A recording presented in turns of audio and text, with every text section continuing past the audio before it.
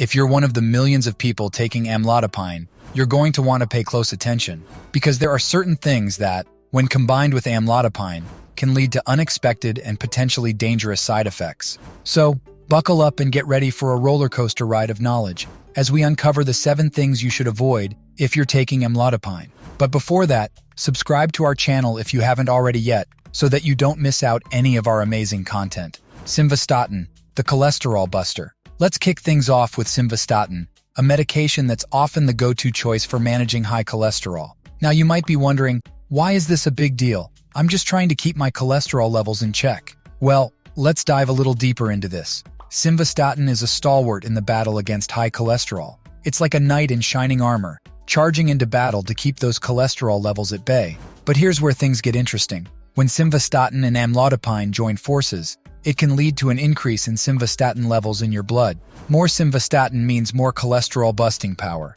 But hold your horses, because this could lead to muscle-related side effects. We're talking about muscle pain and even muscle breakdown.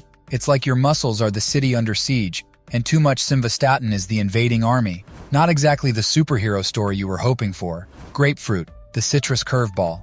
Next on our list, we have the humble grapefruit. It's delicious, nutritious, and a fantastic way to start your day. But did you know it can also play tricks with amlodipine?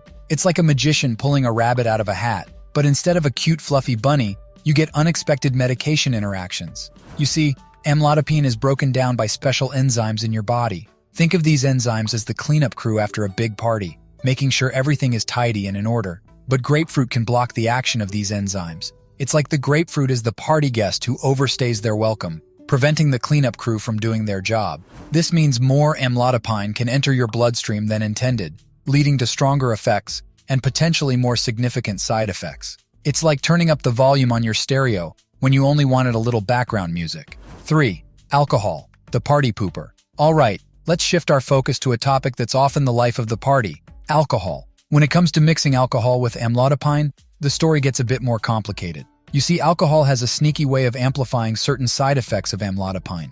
Ever felt a bit dizzy or drowsy after a drink or two? Well, amlodipine can potentially heighten these sensations. It's like adding an extra spin to the merry-go-round. It might seem fun at first, but it can leave you feeling a bit wobbly. But that's not all. Alcohol can also play a game of tug-of-war with your blood pressure and heart rate. Remember, amlodipine is working hard to keep these levels in check, helping your heart pump blood more efficiently and keeping your blood pressure from reaching the heights of Mount Everest. But alcohol? It can be a bit of a troublemaker, causing fluctuations in your blood pressure and heart rate. It's like inviting a rowdy guest to a serene yoga class. It disrupts the harmony. Now I know it might be tempting to unwind with a glass of wine or celebrate with a cold beer, especially after a long day. But when you're on amlodipine, it's a good idea to think twice before reaching for that bottle opener. Instead, why not explore the world of non-alcoholic beverages? From sparkling water infused with fresh fruits, to herbal teas and even non-alcoholic beers and wines, there's a whole universe of delicious and refreshing options out there.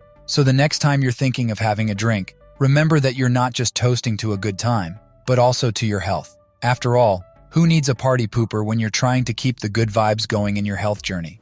4. Sildenafil, the double-dose dilemma. Let's talk about sildenafil, a name that might ring a bell for many, as it's more commonly known as Viagra. This little blue pill has made quite a name for itself in the realm of treating erectile dysfunction. But what happens when this famous medication meets amlodipine, our high blood pressure hero? When sildenafil and amlodipine join forces, it's like getting a double dose of relaxation for your blood vessels. Imagine your blood vessels as a bustling highway during rush hour. Both sildenafil and amlodipine act like traffic controllers, calming the rush and allowing for a smoother flow of traffic, or in this case, blood. However, this duo's combined power can sometimes be too much of a good thing. It's like having two superheroes trying to save the day at the same time. Things can get a bit out of hand. The super relaxation of your blood vessels can cause your blood pressure to drop too low. This might leave you feeling dizzy, or in extreme cases, even lead to fainting. It's like the aftermath of a superhero battle. There can be unintended consequences.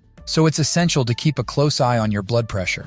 Regular monitoring can help you spot any significant drops in your blood pressure that could cause problems. It's like keeping an eye on the superhero battle from a safe distance. You can see what's happening and take action if things start to go awry. Moreover, having an open conversation with your doctor is crucial. They can adjust your medication or offer advice tailored to your specific situation. 5.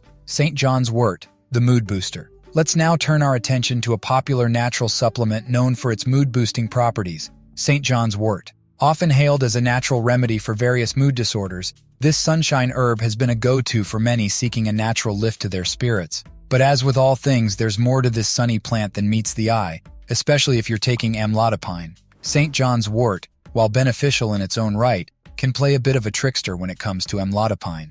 You see, this herb has a knack for speeding up the process of how your body eliminates certain medications, amlodipine included. This means that amlodipine might be evicted from your system faster than it should be, reducing its effectiveness in controlling your blood pressure.